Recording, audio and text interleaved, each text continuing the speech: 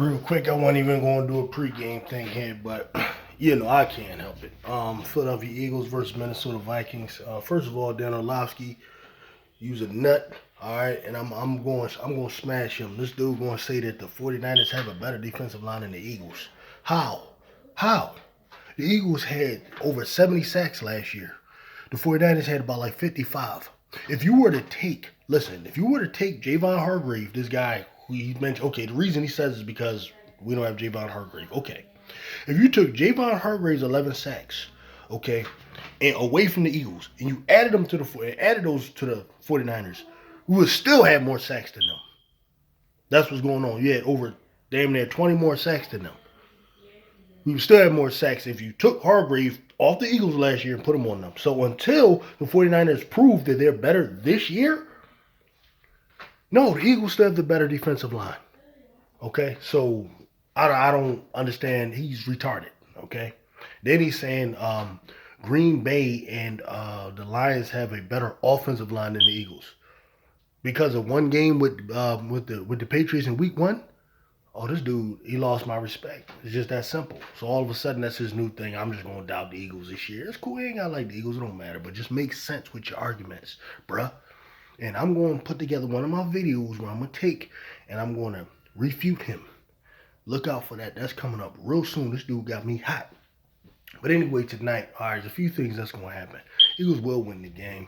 We'll win by double digits. I say 11, 12 points or whatever. But there's going to be parts of the game that's going to be frustrating and all of that. Until we get this thing tightened up on the back end of that defense, they probably still not going to play Sidney Brown. I don't know why they playing around with that. They keep going with this other dude next to Blankenship. He's so whatever. I don't even remember his name. That's unlike me and uncharacteristic of me to not remember Eagles players' names. But that's how unimpactful this dude is to me. We got a strong safety. Really, I'm telling you, the secondary will not reach its potential until we move Blankenship to strong safety and put Sidney Brown in their free safety. That's the way going forward. Like, I don't know how long it's going to take them to figure this out. I might have to go down there and beat the drum for the crowd to start yelling for them to do it. I don't know. Number 2, DeAndre Swift. I don't know how much we're going to see him. We need to see him a lot. I think they're going to see him a lot because Nick Sirianni was asked about it a lot.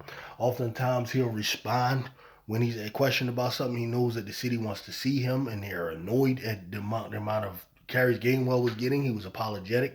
So I'll expect to see a change with that. So Swift, hopefully about 15 touches, whether it's catches, running. Me, he would just be my starting running back, period. And all them other guys that get in where they fit in. That's how I would do it. But we'll see what they do. Dallas Goedert going to be targeted early a lot. Okay. I just see us having no problems moving the ball on that weak defense they got. I mean, they could try to implement some of the things Belichick did, but they're not Belichick. Belichick is not them. I don't see it.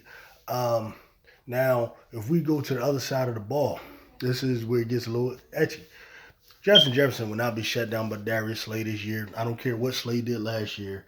I see Jefferson kind of hurting us a little bit. But I don't even know if they're going to shadow him with Slay. I don't know anything about the side, what he does, as far as on the back end. But I don't see Jefferson like having a lackluster game. He has a lot of pride.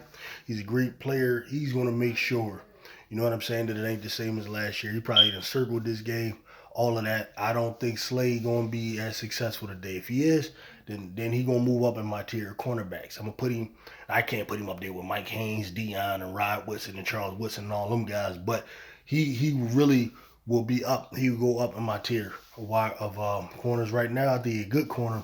He's not in that upper tier. You know what I mean? Not Revis Allen. He's not none of those type of guys. You know what I mean? But I like him. He good. So I see that happening.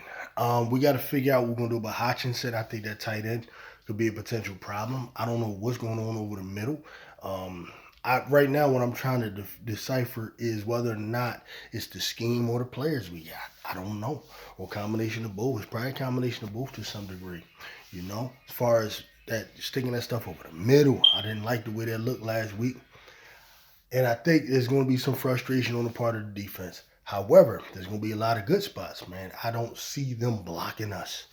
We're going to show them our defensive line. Dan Orlovsky, you nerd who don't know anything. You know what I mean? Who don't know as much as you act like you do. You know what I'm saying? So my score, I got us putting up over 30 today, without a doubt, putting up over 30. And I don't see Minnesota doing more than 24. So I'm going to say 33-24. That's my score. You heard it here. I'm out.